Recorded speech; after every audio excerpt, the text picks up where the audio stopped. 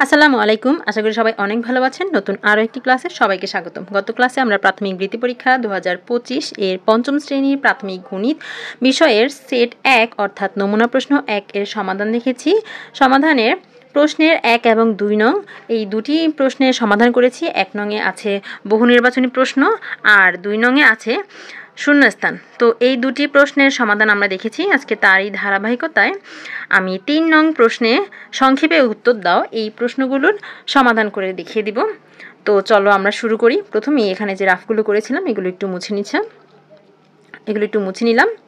এখন 3 নংয়ে আছে সংক্ষেপে উত্তর দাও। সংক্ষেপে উত্তর দাও এই প্রশ্নগুলো তোমাদের পুরো হিসাবটা খাতাতে না দেখালেও কোনো অসুবিধা হবে না। শুধুমাত্র উত্তরটা লিখলেও হবে বা ছোট্ট করে একটু মাত্র রাফ করে উত্তরটা বের করে দিলেও হবে। একদম পুরোপুরি অঙ্কটা না করলে কোনো সমস্যা নেই।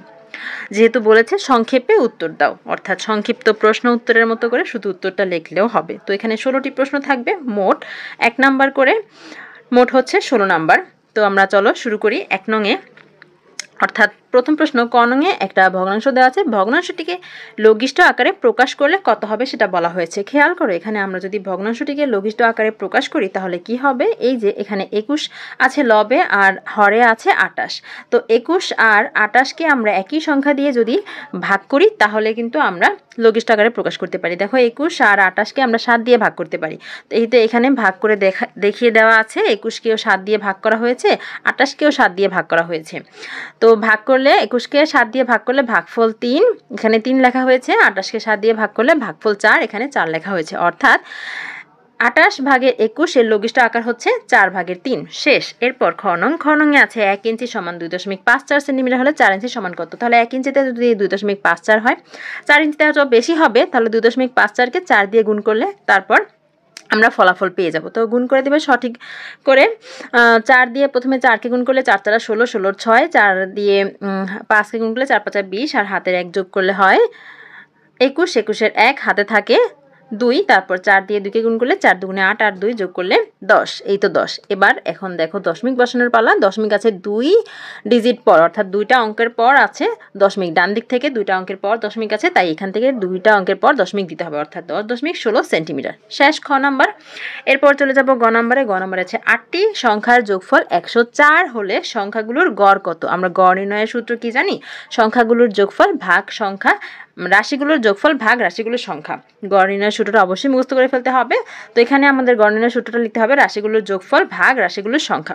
রাশিগুলোর যোগফল দেওয়া আছে 104 আর রাশির সংখ্যা দেওয়া আছে 8। তাহলে 104কে 8 দিয়ে ভাগ করলে ভাগফল হবে 13, অর্থাৎ গড় হবে 13। শেষ গ নাম্বার। এরপর চলে যাব ঘ নংয়ে। ঘ নংয়ে প্রশ্নটি প্রথমে ভালোভাবে খেয়াল করো। লেখা আছে বার্ষিক 15% মুনাফায় কোনো ব্যাংক থেকে কিছু টাকা ঋণ নিয়ে 1 বছর পর 1680 টাকা মুনাফা দেওয়া হলো। আসল কত ছিল? প্রশ্নটা খুব ভালোভাবে আগে বুঝতে হবে। এখানে আসল কত ছিল সেটা চেয়েছে, আর এখানে 15% মুনাফা হচ্ছে বার্ষিক মুনাফা, মানে 1 বছরে 15% মুনাফা পাওয়া হবে। এখন 1 বছর পর যদি মোট মুনাফা 1680 টাকা হয় তাহলে আসলে আসলটা কত ছিল সেইটা এখানে নির্ণয় করতে হবে। তো এখানে তোমরা সূত্রের মাধ্যমে করতে পারো। সূত্র মাধ্যমে করতে গেলে প্রথমে এখানে কি দেওয়া আছে সেটা লিখে নিতে হবে। এখানে কি দেওয়া আছে? এখানে বার্ষিক মুনাফার হার হচ্ছে 15%, অর্থাৎ 15। তারপর বার্ষিক মুনাফা হচ্ছে 1680 টাকা। তারপর সূত্র লিখতে হবে আসল সমান বার্ষিক মুনাফা গুণ 100 ভাগ বার্ষিক মুনাফার হার। বার্ষিক মুনাফা হচ্ছে 1680, এটা লিখে দিতে হবে, গুণ 100, তারপর বার্ষিক মুনাফার হার হচ্ছে 15, সেটা এখানে লিখে দিতে হবে। এখন এই এতটুকু হিসাব করলেই ফলাফল পেয়ে যাবে, অর্থাৎ উত্তর আসল হচ্ছে 11,200 টাকা ছিল। তোমরা এভাবে সূত্রের মাধ্যমে যদি করতে চাও তাহলে হবে। এছাড়া আরও একটি নিয়ম আছে, তোমরা চাইলে সেইভাবেও করতে পারো, কোনো সমস্যা নেই। যেভাবে করবে সেভাবেই হবে। আমি তোমাদের সুবিধার জন্য সেটিও দেখিয়ে দিচ্ছি। এখানে প্রথম লাইনে বলেছে বার্ষিক 15% মুনাফায়। বার্ষিক 15% মুনাফা বলতে কি বুঝো? বার্ষিক 15% মুনাফা বলতে বোঝায় 100 টাকায় মুনাফা হচ্ছে 15 টাকা, অর্থাৎ আসল হচ্ছে 100 টাকা, মুনাফা হচ্ছে 15 টাকা। তো আমরা যেহেতু এখানে আসল নির্ণয় করব তাহলে আসলটা থাকবে হাতের ডান দিকে। তো এভাবে করে তোমরা লিখতে পারো। আমি জাস্ট শর্ট করে একটু লিখে দিচ্ছি, তোমরা একটু বিস্তারিতভাবে লিখে নিবে। এভাবে লিখবে মুনাফা 15 টাকা হলে আসল হচ্ছে 100 টাকা। মুনাফা 15 টাকা হলে আসল 100 টাকা। আসল 100 টাকা। 15% বলতে আমরা এটাই বুঝি, মুনাফা যদি 15 টাকা হয় তাহলে আসল হয় কত টাকা? 100 টাকা। এইবার আমরা হিসাবে চলে আসব। এবার এখানে কি বলেছে? এখানে বলেছে 1 বছর পর যদি 1680 টাকা মুনাফা হয়, তাহলে আমরা 1680 টাকার জন্য যদি হিসাব করি তাহলে প্রথমে 1 এর জন্য কত হয় সেটা বের করে নিব। অর্থাৎ মুনাফা যদি 1 টাকা হয় তাহলে আসল হবে আরও কম, অর্থাৎ 100 ভাগ এইখানের এই 15 এই সংখ্যাটা ভাগ 15 টাকা। এবার আমরা টোটাল সংখ্যাটার জন্য বের করব, অর্থাৎ 1680 এই টাকাটার জন্য আসল কত সেটা বের করব। সুতরাং মুনাফা 1680 টাকা হলে আসল হবে আরও বেশি, তার মানে গুণ হবে। এই যে এইখানে যেই লেখাটা আছে 100 ভাগ 15, আমরা হুবহু এই লেখাটা লিখব। প্রথমে 100 ভাগ 15, তারপর গুণ চিহ্ন দিয়ে এইখানে সংখ্যাটা লিখব, অর্থাৎ 1680 টাকা। এবার আমরা শুধু হিসাব করলেই আমরা ফলাফলটা পেয়ে যাব, অর্থাৎ আসল কত সেটা পেয়ে যাব। এখানে খেয়াল করো, 15 দিয়ে আমরা 1680-কে ভাগ করতে পারি। 1680 এর প্রথমে আছে 16 এর মধ্যে 15 যায় একবার, তাহলে আমরা 1 লিখব। তারপর এই 16 থেকে 15 বিয়োগ করলে হয় 1, সেই 1 আর এই 8 18 এর মধ্যে 15 যায় একবার, তাহলে এখানে 1 লিখে দিব। এখন 18 থেকে আমরা 15 বিয়োগ করলে হয় 3, সেই 3 আর এখানে 0 মিলে হয় 30। এখন 30 এর মধ্যে 15 যায় কয়বার? 2 বার। তাহলে কত হলো? 112। এখন নিচে কোনো কিছু নেই আর উপরে আছে 100 আর গুণ 112। এখন এই দুইটা সংখ্যা গুণ করে দিলে কত হবে? যদি আমরা 1 দিয়ে প্রথমে 112কে গুণ করি তাহলে 112 একে 12, সাথে আরও দুইটা সংখ্যা, এই দুইটা সংখ্যা আমরা বসিয়ে দিব। তাহলে কত হলো? 11200 টাকা। এটা কি? এটা হচ্ছে আসল। এটা কি? এটা হচ্ছে 1680 টাকার মুনাফা হলে আসল হবে কত? 11200 টাকা। আমরা উত্তর পেয়ে গেছি 11200 টাকা। তোমাদের যার যে নিয়মটা পছন্দ সে সেই নিয়মে করতে পারো, যার এই সূত্রের নিয়মটা পছন্দ সেটাও করতে পারো, যার আমার দেখানো নিয়মটা পছন্দ সে এভাবে করতে পারো, কোনো সমস্যা নেই, একভাবে করলেই হবে। এরপর আমরা পরের প্রশ্নে চলে যাব। পরের প্রশ্নেও আছে, একটি বৃত্তের ব্যাসার্ধ 2.6 সেন্টিমিটার হলে বৃত্তটির বৃহত্তম জ্যা এর দৈর্ঘ্য কত? ব্যাসার্ধ যদি হয় 2.6 সেন্টিমিটার তাহলে বৃহত্তম জ্যা মানে কি? ব্যাস। বৃত্তের বৃহত্তম জ্যা মানে হচ্ছে ব্যাস, ঠিক আছে? তার মানে ব্যাস এর দৈর্ঘ্য কত? তো দেওয়া আছে ব্যাসার্ধ দেওয়া আছে 2.6, আর আমরা জানি বৃহত্তম জ্যা মানে হচ্ছে বৃত্তের ব্যাস, তাহলে ব্যাস হচ্ছে ব্যাসার্ধের দ্বিগুণ। এই যে যদি বৃত্ত হয়, এটা যদি কেন্দ্র হয়, এতটুকু হচ্ছে ব্যাস, এতটুকু হচ্ছে ব্যাসার্ধ, আর এই পুরাটুকু হচ্ছে ব্যাস। তাহলে এই ব্যাস কি? ব্যাসার্ধের দ্বিগুণ, তাহলে ব্যাস সমান হবে ব্যাসার্ধের দ্বিগুণ। তার মানে ব্যাসার্ধ দেওয়া আছে 2.6, 2.6কে 2 দিয়ে গুণ করলে আমরা ব্যাসার্ধ পেয়ে যাব, অর্থাৎ ব্যাসার্ধ মানে হচ্ছে বৃত্তের বৃহত্তম জ্যা, বৃহত্তম জ্যার দৈর্ঘ্য আমরা পেয়ে যাব। এখন গুণ করে দাও, 2 দিয়ে 6কে গুণ করলে 6 দুগুণে 12, 12 2, হাতে আছে 1, 2 দিয়ে 2কে গুণ করলে 2 দুগুণে 4, আর হাতের 1 যোগ করলে 5, 5.2 সেন্টিমিটার। আমরা উত্তর পেয়ে গেছি। ও নং শেষ। এরপর আমরা চলে যাব পরের প্রশ্নে, অর্থাৎ চ নংয়ে কি আছে দেখো, 5 লিটার 50 মিলিলিটার সমান কত মিলিলিটার? অর্থাৎ টোটালটা আমাদের কোন এককে প্রকাশ করতে হবে? মিলিলিটার এককে প্রকাশ করতে হবে। এখন 5 লিটার 50 মিলিলিটার, আমরা জানি 1 লিটার হচ্ছে 1000 মিলিলিটার, তাহলে এই 5 লিটার হবে 5 গুণ 1000। যদি লিটারকে আমরা মিলিলিটারে প্রকাশ করতে চাই তাহলে এই 5কে কি করতে হবে? 1000 দিয়ে গুণ করতে হবে। কারণ কি? কারণ হচ্ছে 1 লিটার সমান 1000 মিলিলিটার, সুতরাং 5 লিটার হলে 5 দিয়ে গুণ হবে 1000, ঠিক আছে? তারপর এর সাথে যোগ হবে এই যে 50 মিলিলিটার, এটার সাথে আর কোনো কিছু করতে হবে না, কারণ এটা অলরেডি মিলিলিটার এককেই আছে। আমরা শুধু লিটার এককটাকে মিলিলিটারে নিয়ে যাব, ঠিক আছে? যেহেতু পুরোটা আমাদের মিলিলিটারে চেয়েছে। এখন 5 আর 1000 গুণ করলে 5000, আর 50 যোগ করলে 5050 মিলিলিটার। শেষ। এরপর চলে যাব 6 নংয়ে। 6 নংয়ে আছে 1800 সেকেন্ডে কত মিনিট? 1800 সেকেন্ডে কত মিনিট? তাহলে আমাদের পুরো উত্তরটা মিনিট এককে বের করতে হবে। আমরা জানি কি? আমরা জানি 60 সেকেন্ডে 1 মিনিট, সুতরাং 1 সেকেন্ড হলে আরও কম হবে, অর্থাৎ 1, এই উপরের একটা প্রথমে লিখব, তারপরে ভাগ দিয়ে এইখানের 60টা লিখব, ঠিক আছে? তারপর এখন টোটালটা হচ্ছে 1800, এটার জন্য আমরা বের করব। সুতরাং 1800 সেকেন্ডে আরও বেশি হবে। তাহলে এখন গুণ করার জন্য এই পুরোটার সাথে 1800 সেকেন্ড কী করতে হবে, গুণ করে দিতে হবে। এখন দেখো উপরে আছে 1, তাহলে 1 আর এটা গুণ করলে কি 1800 হবে, এই জন্য উপরে লেখা আছে 1800 আর নিচে 60 রয়ে গেছে, এটা কোনো চেঞ্জ নেই। এখন এখানে আমরা যদি হিসাব করি তাহলে একটা শূন্য কাটা আর 6 দিয়ে 180কে কাটলে কত হবে, 18 এর মধ্যে 6 যায় 3 বার, আর ওই যে একটা শূন্য আছে তাহলে শূন্য দিয়ে দিলে 30 হয়, অর্থাৎ 30 মিনিট।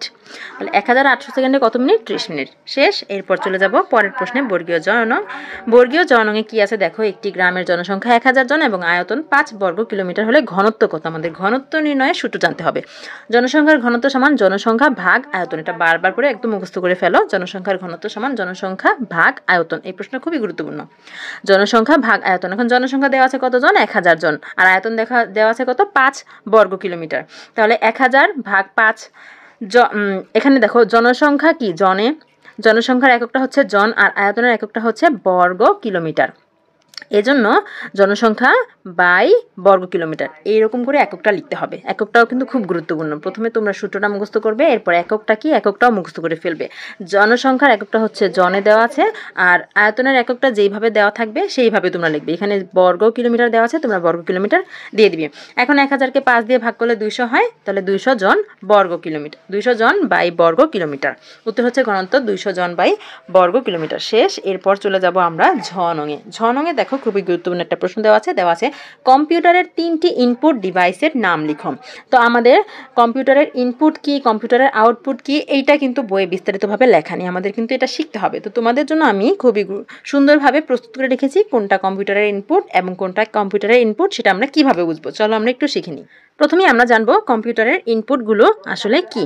তো কম্পিউটারের ইনপুট হচ্ছে যে তথ্য বা ডেটা আমরা কম্পিউটারে দিই, কি করি, আমি কম্পিউটারে দিই যাতে কম্পিউটার সেই তথ্য প্রক্রিয়াজাত করতে পারে। অর্থাৎ আমরা যেই তথ্যটা কম্পিউটারকে দিই সেটা হচ্ছে ইনপুট। যেমন যে ডিভাইসগুলোর মাধ্যমে আমরা কম্পিউটারে কোনো ইনপুট দিই, কোনো ডেটা দিই বা কোনো কমান্ড করি কম্পিউটারকে, সেই ডিভাইসগুলো হচ্ছে ইনপুট ডিভাইস। যেমন কিসের মাধ্যমে আমরা কম্পিউটারকে কোনো কমান্ড করি, আমরা কিবোর্ডের মাধ্যমে লেখার আদেশটা দিই কম্পিউটারকে, মাউসের মাধ্যমে কম্পিউটারকে আমরা নির্দেশ দিই যে কোথায় কোথায় কাজ করবে, মাইক্রোফোনের মাধ্যমে আমরা শব্দ ইনপুট দিই। অর্থাৎ আমাদের শব্দটা আমরা কম্পিউটারে দিই, কম্পিউটারে ইনপুট দিই। আমরা টোটাল কথা হচ্ছে আমরা কম্পিউটারকে যে ডিভাইসগুলোর মাধ্যমে কোনো তথ্য দেই সেই ডিভাইসগুলো হচ্ছে কম্পিউটারের ইনপুট ডিভাইস। এরপর আছে স্ক্যানার মাধ্যমে আমরা ছবি বা ডকুমেন্ট ইনপুট দিই। তারপর ওয়েবক্যামের মাধ্যমে আমরা ছবি বা ভিডিও ইনপুট দিই।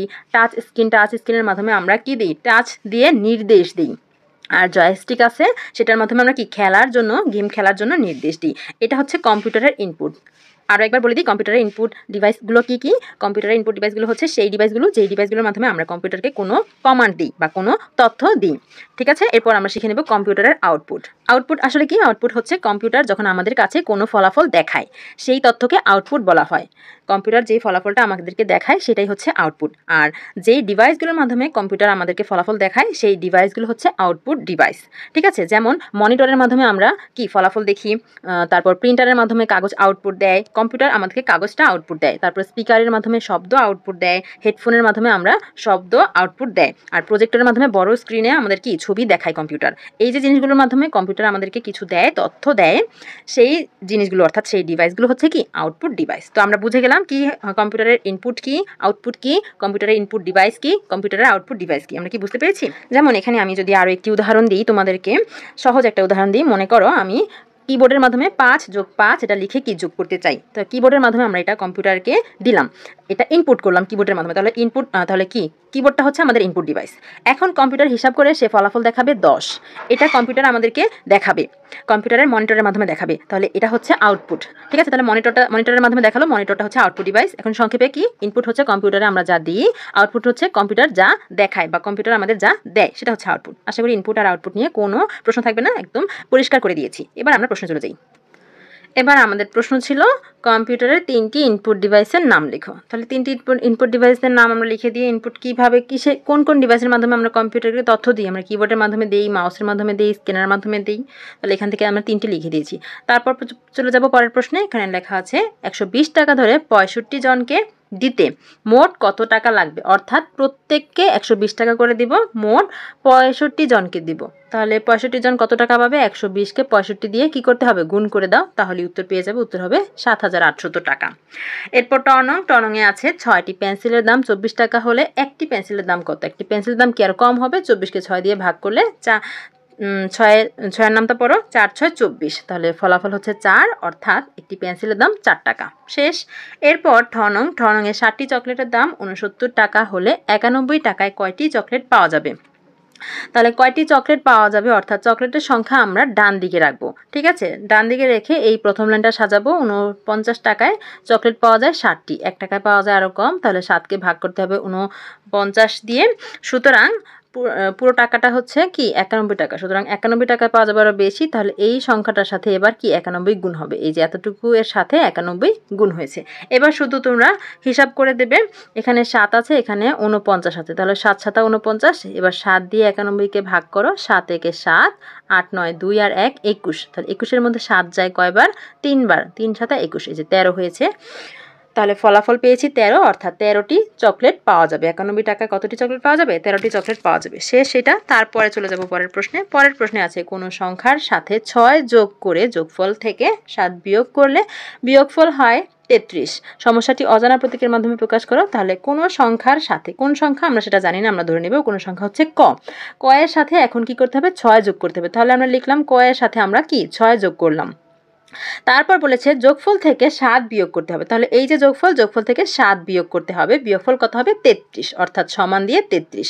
তাহলে এই যে কত হয়েছে, ক যোগ 6, তারপর এটা প্রথম বন্ধনীর ভিতরে বিয়োগ 7 সমান 33, এই যে এখানে এইভাবে লেখা হয়েছে। ঠিক আছে, শেষ এটা। তারপর আমরা চলে যাব পরের প্রশ্নে। পরের প্রশ্ন হচ্ছে 60টি আপেল ও 14টি কলা সর্বাধিক কত জনের মধ্যে সমানভাবে ভাগ করে দেওয়া যাবে। তাহলে এটা কি হবে, আমাদের গসাগু করতে হবে। দেখো এখানে উত্তর করা আছে 7 এবং 14 এর গসাগু হবে সর্বাধিক লোক সংখ্যা। তাহলে গসাগু নির্ণয় করে ফেলি, যেহেতু 7 আর 14 আছে, এটা 7 দিয়ে ভাগ করা যায়, 7 দিয়ে 7কে ভাগ করলে 1, 14কে ভাগ করলে 2। এখন গসাগু কত, গসাগু হচ্ছে এই যে এই পাশের সংখ্যাটা, অর্থাৎ 7। তাহলে গসাগু যেহেতু 7, তাহলে সর্বাধিক 7 জনের মধ্যে সমানভাবে কি করতে হবে, কি করা যাবে, ভাগ করে দেওয়া যাবে। এরপর চলে যাব মূর্ধন্য নং। এখানে 2টি ভগ্নাংশের বিয়োগ করে দেখানো আছে, অর্থাৎ 2টি ভগ্নাংশের বিয়োগ দেখানো আছে। তো বিয়োগফল কত হবে সেটা আমাদের কি করতে হবে, বের করতে হবে। তো আমরা বিয়োগফল বের করব। বিয়োগফল বের করে আমরা একটু নিজের একটু রাফ করতেও পারি বিষয়টা। আমরা একটু কলম নিয়ে নিব। আচ্ছা, আমরা একটু রাফ করি। এখানে কি কি দেওয়া আছে, 8 আর 2, হরে কি কি দেওয়া আছে, এখানে 8 আর এখানে 2। 8 আর 2 এর লসাগু আমাদের প্রথমে নির্ণয় করতে হবে। তাহলে 8 আর 2 এর লসাগু যদি নির্ণয় করি, 2 দিয়ে ভাগ যায়, তাহলে এখানে হয় 4 আর এখানে হয় 1। এখন 4 দুগুণে 8, লসাগু কত হয় 8। তাহলে এখন আমরা লসাগু পেয়ে গেছি 8। এখন আমরা যদি লসাগু পাই 8, তাহলে এখন আমরা কি করতে পারি, আমরা এখানে হরে লিখে দিতে পারি 8। এখন এই 8কে, এই যে 8কে, এই 8 দিয়ে যদি ভাগ করি, অর্থাৎ লসাগুকে প্রথম ভগ্নাংশের হর দিয়ে যদি ভাগ করি, তাহলে ভাগফল কত হবে 1। সেই 1 দিয়ে লবকে গুণ করব। তাহলে 1 আর 5 গুণ করলে 5 একে 5, মাঝখানে বিয়োগ আছে, বিয়োগ দিয়ে দিলাম। এবার এই লসাগুকে আমাদের এই দ্বিতীয় ভগ্নাংশের হর দিয়ে ভাগ করলে, অর্থাৎ 8কে 2 দিয়ে ভাগ করলে ভাগফল হবে 4। 4 দুগুণে 8। এখন সেই 4 দিয়ে লবকে গুণ করব। তাহলে 4 একে 4, কত হলো 4 একে 4।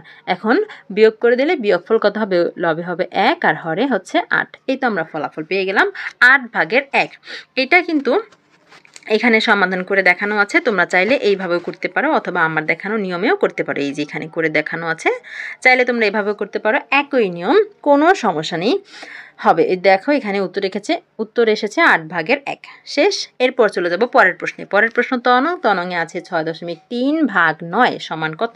অর্থাৎ এই যে এখানে ভাগ করতে হবে, একটা দশমিক সংখ্যাকে ভাগ কিভাবে করতে হয় তোমাদের মনে আছে?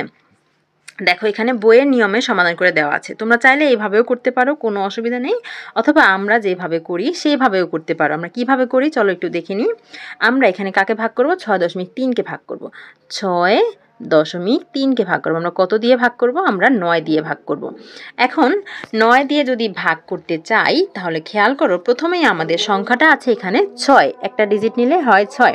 দশমিকের আগে একটা সংখ্যা আছে, সেটা হচ্ছে 6। কিন্তু 6 তো 9 থেকে অনেক ছোট, তাই না?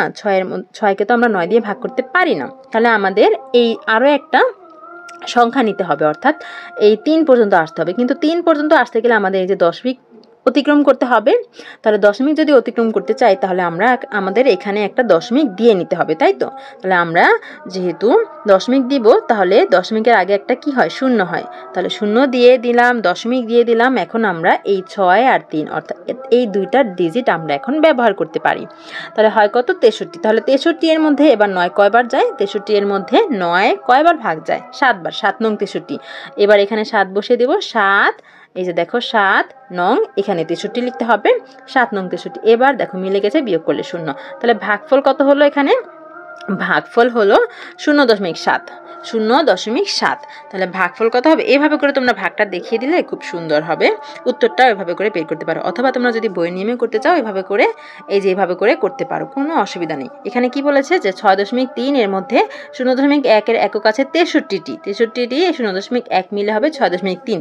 এখন 6.3 ভাগ 9, এটা হবে 0.1 এর এত একক।